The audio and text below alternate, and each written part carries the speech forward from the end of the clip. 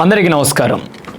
భారతదేశపు సర్వోన్నత న్యాయస్థానం సుప్రీంకోర్ట్ ఆఫ్ ఇండియా 52వ చీఫ్ జస్టిస్ ఆఫ్ ఇండియాగా ప్రమాణ స్వీకారం చేసినటువంటి బిఆర్ గవాయ్ గారు చేసినటువంటి ప్రసంగం ఏదైతే ఉందో ఆ ప్రసంగంలో ఈ భారతదేశంలో సుప్రీంకోర్టు సుప్రీం కాదు, అలానే పార్లమెంట్ సుప్రీం కాదు, భారత రాజ్యాంగమే సుప్రీం అనేటువంటి వ్యాఖ్యలు ఏవైతే ఉన్నాయో ఇటు రాజకీయ వర్గాల్లో కావచ్చు, లేకపోతే రాష్ట్రపతి నుంచి కావచ్చు, దీనికి సంబంధించి కొన్ని ప్రశ్నోత్తరాలకు సంబంధించినటువంటి అంశం కావచ్చు, లేకపోతే నిజంగా ఎవరు సుప్రీంకోర్టు సుప్రీమా, లేకపోతే రాష్ట్రపతి సుప్రీమా, లేకపోతే పార్లమెంట్ సుప్రీమా? ఎందుకంటే రాష్ట్రపతి కూడా పార్లమెంట్లో ఒక భాగమే కాబట్టి అసలు ఈ ప్రశ్నలు గడిచిన కొన్ని సంవత్సరాలుగా రాజకీయ వర్గాల్లో కావచ్చు, న్యాయ వర్గాల్లో కావచ్చు, సాధారణ పౌరుల్లో కావచ్చు అనేక సందర్భాలలో చర్చకు వచ్చినటువంటి సన్నివేశం. అయితే భారతదేశపు రాష్ట్రపతి అయినటువంటి ద్రౌపది ముర్ము గారు ఏదైతే భారత రాజ్యాంగంలోని ఆర్టికల్ 143 ప్రకారం ప్రెసిడెన్షియల్ రెఫరెన్స్ ఏదైతే ఉందో ప్రెసిడెన్షియల్ రెఫరెన్స్ ద్వారా 14 ప్రశ్నలతో కూడినటువంటి ప్రెసిడెన్షియల్ రెఫరెన్స్ని భారతదేశపు మొదటి పౌరురాలు ద్రౌపది ముర్ము గారు భారతదేశపు సర్వోన్నత న్యాయస్థానం అయినటువంటి సుప్రీంకోర్టుని అడగడం జరిగింది. ఈ ప్రశ్నల యొక్క ఆంతర్యం ఏంటి? ఈరోజు అడగవలసినటువంటి సందర్భం ఎందుకు ఏర్పడింది? గడిచిన కొన్ని సంవత్సరాలుగా ఇటు జ్యుడిషియరీకి, అలానే ఎగ్జిక్యూటివ్కి, అలాగే లెజిస్లేచర్కి మధ్య జరుగుతున్నటువంటి ఈ వివాదము, సపరేషన్ ఆఫ్ పవర్స్కి సంబంధించినటువంటి విధి విధానాలు ఏంటో ఈ వీడియోలో కొన్ని క్లుప్తంగా మాట్లాడుకునేటువంటి ప్రయత్నం చేద్దాం. భారత రాజ్యాంగాన్ని ఏదైతే సవరించేటువంటి అధికారం భారత రాజ్యాంగంలోని ఆర్టికల్ 368 పార్లమెంట్కి ఇవ్వబడింది. అయితే ఈ రాజ్యాంగ సవరణ చేసేటువంటి క్రమం ఏదైతే ఉందో భారత రాజ్యాంగం యొక్క మౌలిక స్వరూపానికి ఎటువంటి ఇబ్బందిని కలిగించకుండా, మౌలిక స్వరూపానికి ఎటువంటి భేదాభిప్రాయం లేకుండా, ఎటువంటి తప్పిదాలు దొరలకుండా రాజ్యాంగాన్ని సవరించేటువంటి అధికారం పార్లమెంటుకు ఇవ్వబడింది. అయితే రాజ్యాంగ విరుద్ధంగా, రాజ్యాంగ మౌలిక స్వరూపానికి భిన్నంగా, రాజ్యాంగ మౌలిక స్వరూపానికి వ్యతిరేకంగా రాజ్యాంగ సవరణ చేసేటువంటి క్రమంలో ఆ యొక్క రాజ్యాంగ సవరణను రాజ్యాంగ విరుద్ధంగా ప్రకటించేటువంటి అధికారం భారత సర్వోన్నత న్యాయస్థానం సుప్రీంకోర్టుకి కూడా అదే రాజ్యాంగం కల్పించబడింది. అలానే పార్లమెంట్లో భాగమైనటువంటి లోక్సభ, రాజ్యసభ, ప్రెసిడెంట్ ఈ ముగ్గురు కలిస్తేనే పార్లమెంటుగా పిలువబడతా ఉంది.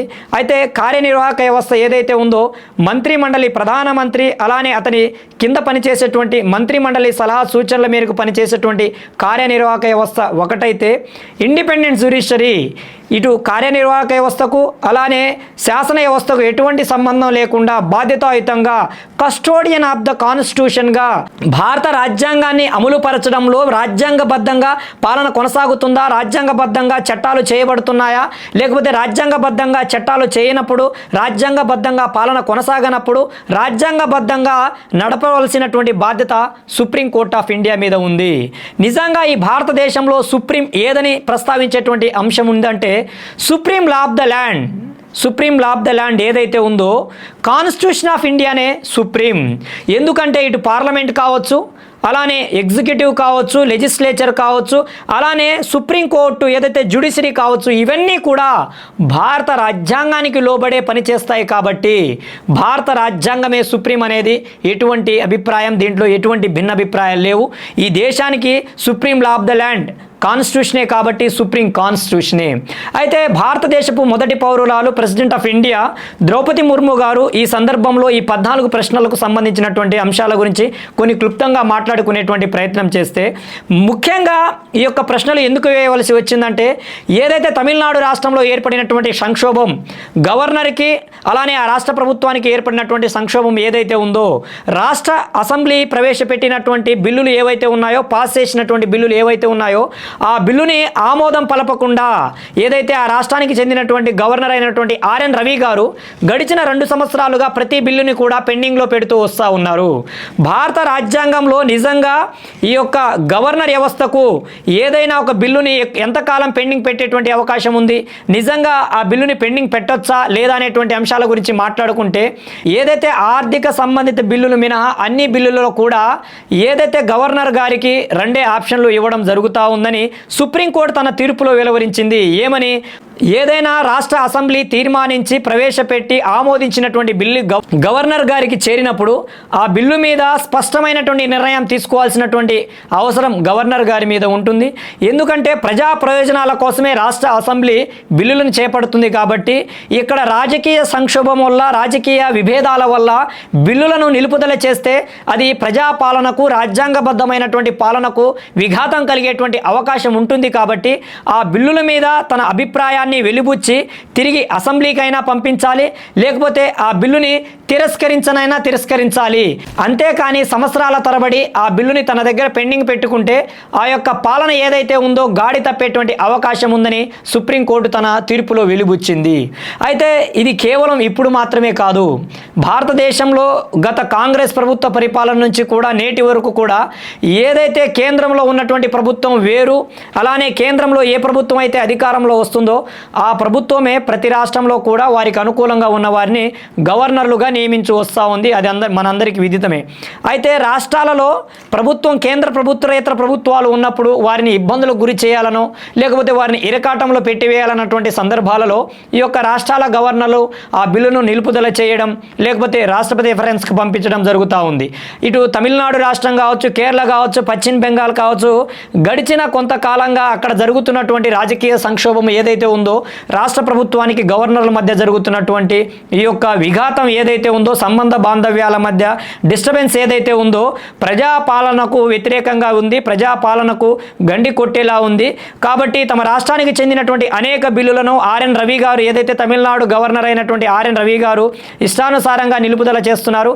దీని మీద స్పష్టమైనటువంటి ఆదేశాలను ఇవ్వాలని సుప్రీంకోర్టును ఆశ్రయించినటువంటి తమిళనాడు ప్రభుత్వం, సుప్రీంకోర్టు కూడా చాలా స్పష్టమైనటువంటి ఆదేశాలను జారీ చేసింది. బిల్లులను అవసరానికి మించి ఎక్కువ కాల వ్యవధి తమ దగ్గర పెట్టుకోవడం సరైనటువంటి విధానం కాదు. ఆ బిల్లుని తిరస్కరించాలి, లేకపోతే తిరిగి అసెంబ్లీకి పంపించాలి. గవర్నర్ తిరిగి అసెంబ్లీకి పంపిస్తే ఆ బిల్లుని రెండోసారి కూడా ఆమోదించి తిరిగి గవర్నర్కు పంపిస్తే తప్పకుండా ఆ బిల్లును ఆమోదించాల్సినటువంటి బాధ్యత గవర్నర్ మీద ఉంటుంది. కాబట్టి ఆ విధంగా ఆమోదించినటువంటి 10 బిల్లులు ఏవైతే ఉన్నాయో, సుప్రీంకోర్టుకి భారత రాజ్యాంగం కల్పించినటువంటి ఆర్టికల్ 142 ప్రకారం ఇప్పటి వరకు పెండింగ్లో ఉన్నటువంటి 10 బిల్లులు కూడా ఆమోదించబడినట్లే. వాటి మీద గెజిట్ నోటిఫికేషన్ జారీ చేసుకోవచ్చు అనేటువంటి స్పష్టమైనటువంటి ఆదేశాలను తమిళనాడు రాష్ట్ర ప్రభుత్వానికి సుప్రీంకోర్టు ఆఫ్ ఇండియా తెలియజేసింది. ఆ సందర్భంలోనే భారత రాష్ట్రపతి అయినటువంటి ద్రౌపది ముర్ము గారు సుప్రీంకోర్టుని ప్రెసిడెన్షియల్ రిఫరెన్స్ ద్వారా కోరడం జరిగింది. గవర్నర్ కానీ రాష్ట్రపతి కానీ ఆమోదించినటువంటి బిల్లులు ఆమోదించబడి చట్టరూపం దాల్చేటువంటి అవకాశం ఉంటుందా? అలా చట్టరూపం దాల్చితే వ్యవస్థలకు, అలానే గవర్నర్ వ్యవస్థకు, రాష్ట్రపతి వ్యవస్థకు గౌరవం ఉంటుందా? అలానే రాష్ట్రపతి వ్యవస్థకు, అలానే సుప్రీంకోర్టు సుప్రీమా, అలానే పార్లమెంట్ సుప్రీమా అనే విధంగా 14 క్వశ్చన్లతో కూడినటువంటి ఒక ప్రెసిడెన్షియల్ రిఫరెన్స్ని పంపించారు. ఈ ప్రెసిడెన్షియల్ రిఫరెన్స్ మీద తమ సలహాని ఇవ్వాలా ఇవ్వకూడదా అనేటువంటి సంపూర్ణమైనటువంటి అధికారాలు సుప్రీంకోర్టు విచక్షణ అధికారానికి వదిలివేయడం జరుగుతుంది. తాము అవసరమైతే దానికి సంబంధించి సలహా సూచనలు ఇవ్వవచ్చు, లేకపోతే సమాధానాన్ని ఇవ్వకుండా కూడా ఉండిపోవచ్చు. ఎందుకంటే ఇదే సందర్భంలో కూడా, ఇదే అంశానికి సంబంధించి కూడా గతంలో కూడా రామ జన్మభూమికి సంబంధించినటువంటి అంశంలో కూడా నాటి రాష్ట్రపతి గారు సుప్రీంకోర్టుని ఏదైతే ఆర్టికల్ 143 ప్రకారం ప్రెసిడెన్షియల్ రెఫరెన్స్ ద్వారా రామ జన్మభూమికి సంబంధించినటువంటి ఒక సలహా సూచనల ఏదైతే ప్రజలకు సంబంధించి ఏదైనా ఒక చట్టానికి సంబంధించి కొంత కాన్ఫ్లిక్ట్ ఏర్పడినప్పుడు, కొంత సందేహం కలిగినప్పుడు రాష్ట్రపతి గారికి ఆర్టికల్ 143 ప్రకారం సుప్రీంకోర్టు యొక్క సలహా సూచనలు తీసుకునేటువంటి అధికారం ఉంటుంది. సలహా సూచన ఇవ్వవలసినటువంటి బాధ్యత తన విచక్షణ అధికారానికి సుప్రీంకోర్టుకి ఇవ్వబడింది. అలాంటి సందర్భంలో ఏదైతే రామ జన్మభూమికి సంబంధించినటువంటి సందర్భంలో కూడా సుప్రీంకోర్టు తనకు సంబంధించినటువంటి ఎటువంటి సమాధానాన్ని ఇవ్వకుండా తన సైలెన్స్ని కొనసాగించింది. అయితే ప్రెసిడెన్షియల్ రిఫరెన్స్ ద్వారా ఆర్టికల్ 143 ద్వారా ద్రౌపది ముర్ము గారు భారత రాష్ట్రపతి అడిగినటువంటి ప్రశ్నలకు సుప్రీంకోర్టు సమాధానం ఇస్తుందా లేదా అనేటువంటి సమాధానం రావాలంటే కొన్ని రోజులు వేచి చూడాల్సినటువంటి అవసరం ఉంది. అలానే ఈ యొక్క వ్యవస్థ ఏదైతే ఉందో రాజ్యాంగబద్ధమైనటువంటి లెజిస్లేచర్ కావచ్చు, ఎగ్జిక్యూటివ్ కావచ్చు, అలానే జ్యుడిషియరీ కావచ్చు, ఈ 3 వ్యవస్థల మీద సపరేషన్ ఆఫ్ పవర్స్ అనేటువంటిది ఉంది. ఏ వ్యవస్థ కూడా ఏ వ్యవస్థ వ్యవహారాల్లో జోక్యం చేసుకోకుండా ఎవరి విధి విధానాలకు రాజ్యాంగబద్ధంగా రాజ్యాంగానికి లోబడి ఎవరి విధి విధానాలకు వారు అనుకూలంగా నడిచినప్పుడే ఆ దేశంలో రాజ్యాంగబద్ధమైనటువంటి పరిపాలన కొనసాగేటువంటి అవకాశం ఉంటుంది. సపరేషన్ ఆఫ్ పవర్స్ లేనప్పుడు ఎటువంటి రాజ్యాంగం ఉన్నా, రాజ్యాంగం అమలులో ఉన్నా అమలులో లేకపోయినా ఎటువంటి ఉపయోగం ఉండదు అనేది వాస్తవం. ప్రతి వ్యవస్థ కూడా ఎవరు చేయవలసినటువంటి విధులను వారు మాత్రమే నిర్వర్తించాలి. ఈ వ్యవస్థ ఆ వ్యవస్థ విధులలో జోక్యం చేసుకున్నప్పుడు కాన్ఫ్లిక్ట్ ఏర్పడి రాజ్యాంగ సంక్షోభం ఏర్పడి దేశంలో ఉన్నటువంటి పరిపాలన గాడి తప్పేటువంటి అవకాశం ఉంటుంది. కాబట్టి లెజిస్లేచర్ తన యొక్క చట్టాలను చేయవలసినటువంటి బాధ్యత లెజిస్లేచర్ మీద ఉంటే ఎగ్జిక్యూటివ్ ఆ చట్టాలను అమలుపరచవలసినటువంటి బాధ్యత ఎగ్జిక్యూటివ్ మీద ఉంటుంది. లెజిస్లేచర్ అలానే ఎగ్జిక్యూటివ్ చేసేటువంటి వ్యవహారాలు ఏవైతే ఉన్నాయో, చట్టాల అమలు తీరు కావచ్చు, చట్టాలను చేసేటువంటి క్రమం ఏదైతే ఉందో అది రాజ్యాంగబద్ధంగా ఉందా, లేకపోతే రాజ్యాంగ మౌలిక స్వరూపానికి వ్యతిరేకంగా ఉందా, లేకపోతే బేసిక్ స్ట్రక్చర్ డాక్ట్రిన్కి ఏమైనా వ్యతిరేకంగా ఉందా, రాజ్యాంగ పరిపాలనకు ఏమైనా వ్యతిరేకంగా ఉందా, పాలన కావచ్చు, ఏదైనా ఒక అంశం కావచ్చు రాజ్యాంగబద్ధంగా లేనప్పుడు దాన్ని రాజ్యాంగ విరుద్ధంగా ప్రకటించేటువంటి అధికారం భారత రాజ్యాంగం సుప్రీంకోర్టు ఆఫ్ ఇండియాకి ఇవ్వబడింది. అలాంటి అనేక సందర్భాలలో కూడా 2014 సంవత్సరంలో కూడా ఏదైతే నేషనల్ జ్యుడిషియల్ అపాయింట్మెంట్ కమిషన్ని కూడా కొలిజియం వ్యవస్థకు పోటీగా కొలిజియన్ వ్యవస్థను తొలగించి ఎన్జేఏసీని తీసుకువచ్చి ఎన్జేఏసీ ద్వారానే న్యాయమూర్తులను అపాయింట్మెంట్ చేస్తామని నాడు చట్టం చేసినటువంటి పార్లమెంట్ ఏదైతే ఉందో ఆ చట్టం రాజ్యాంగ విరుద్ధమని సుప్రీంకోర్టు ఆఫ్ ఇండియా ఆ చట్టాన్ని అన్కాన్స్టిట్యూషనల్గా ప్రకటించింది. అలానే ఆర్టికల్ 142ని ప్రయోగించి భోపాల్ గ్యాస్ ట్రాజడీకి సంబంధించినటువంటి అంశంలో కావచ్చు, లేకపోతే అయోధ్య రామ జన్మభూమికి సంబంధించినటువంటి తీర్పులలో కావచ్చు, భారత రాజ్యాంగం ఇవ్వబడినటువంటి అధికారాలను విస్తృతమైనటువంటి అధికారాలను సుప్రీంకోర్టు వినియోగించుకొని తన తీర్పులను చాలా స్పష్టంగా తెలియజేసింది. అయితే గవర్నర్లు కూడా తమ విధానాలను మార్చుకోవాల్సినటువంటి అవసరం ఉంది.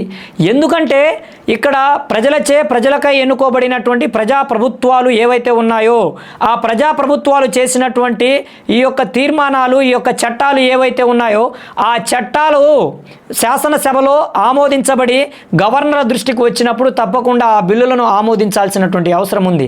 అంతేకాని కేంద్ర ప్రభుత్వ సలహా సూచనల మేరకు కేంద్ర ప్రభుత్వం చేసినట్లు, కేంద్ర ప్రభుత్వం చెప్పినట్లు నడవడి కొనసాగించినప్పుడు రాజ్యాంగ సంక్షోభం, రాజకీయ సంక్షోభం ఏర్పడి ఆ రాష్ట్రాలు కావచ్చు, ఆ దేశం కావచ్చు రాజ్యాంగబద్ధ పరిపాలన నుంచి గాడి తప్పేటువంటి అవకాశం ఉంటుంది. కాబట్టి సుప్రీంకోర్టు ఈ యొక్క కేసుని చాలా ఛాలెంజ్గా తీసుకొని ముందుకు అడుగులు వేసి చాలా స్పష్టమైనటువంటి తీర్పును వెలువిచ్చింది. అయితే ప్రెసిడెన్షియల్ రిఫరెన్స్ ద్వారా ఆర్టికల్ 143 ద్వారా భారత రాష్ట్రపతి గారు అడిగినటువంటి 14 రెఫరెన్స్లకు సలహా సూచనలకు భారత సర్వోన్నత న్యాయస్థానం సుప్రీంకోర్టు ఆఫ్ ఇండియా ఏ విధంగా స్పందించబోతుంది, తన యొక్క రెఫరెన్స్కి సంబంధించినటువంటి సలహా సూచనలను, రాజ్యాంగబద్ధమైనటువంటి సలహా సూచనలను, ఈ కాన్ఫ్లిక్ట్కి సంబంధించినటువంటి సలహా సూచనలు ఇవ్వబోతుందా, ఇవ్వకుండా సైలెన్స్ ప్రదర్శిస్తుందా అనేది వేచి చూద్దాం. తప్పకుండా ప్రతి వ్యవస్థ కూడా రాజ్యాంగబద్ధంగా సపరేషన్ ఆఫ్ పవర్స్తోనే ముందుకు అడుగులు వేసినప్పుడే ఆ దేశం అభివృద్ధి పదంలో ముందుకు అడుగులు వేస్తుంది. ప్రతి వ్యవస్థ కూడా తన విధి విధానాలకు లోబడి ఇతర వ్యవస్థలకు గౌరవ మర్యాదలను ఇస్తూ ముందుకు కొనసాగినప్పుడే రాజ్యాంగబద్ధమైనటువంటి పరిపాలన కొనసాగుతుంది. కాబట్టి ఆ దిశగా భారతదేశంలో ఉన్నటువంటి లెజిస్లేచర్, ఎగ్జిక్యూటివ్, జ్యుడిషియరీ కూడా ముందుకు అడుగులు వేయాలి. ఎటువంటి కాన్ఫ్లిక్ట్ లేకుండా, ఎటువంటి రాజ్యాంగ సంక్షోభానికి దారి తీయకుండా, ఎటువంటి రాజకీయ సంక్షోభానికి దారి తీయకుండా రాజ్యాంగబద్ధమైన పరిపాలన కొనసాగాలంటే వేటికి వావే సపరేషన్ ఆఫ్ పవర్స్తో ముందుకు అడుగులు వేయాల్సినటువంటి అవసరం ఉంది. భారత రాజ్యాంగం ప్రతి అంశం కూడా చాలా స్పష్టంగా ఇవ్వబడింది. కాబట్టి ఈ దేశంలో supreme law of the land రాజ్యాంగమే. కాబట్టి ఈ దేశంలో పార్లమెంట్ కంటే, జ్యుడిషియరీ కంటే, ఎగ్జిక్యూటివ్ కంటే రాజ్యాంగమే సుప్రీం. ఎందుకంటే ఈ దేశం నడుస్తుంది, ఈ దేశంలో పాలన కొనసాగుతుంది, ఈ దేశంలో లెజిస్లేచర్ కావచ్చు, ఎగ్జిక్యూటివ్ కావచ్చు, జ్యుడిషియరీ నడుస్తుంది రాజ్యాంగానికి లోబడే. కాబట్టి సుప్రీం రాజ్యాంగమే, దాంట్లో ఎటువంటి భిన్నాభిప్రాయాలు లేవు. కాబట్టి supreme law of the land భారత రాజ్యాంగానికి లోబడే అన్ని వ్యవస్థలు పనిచేసి ఈ దేశపు సార్వభౌమత్వాన్ని, ఈ దేశపు గొప్పతనాన్ని ప్రపంచానికి చాటి చెప్పే విధంగా ముందుకు కొనసాగాలని మనమందరం ఆశిద్దాం. జై భీమ్, జై భారత్, జై హింద్.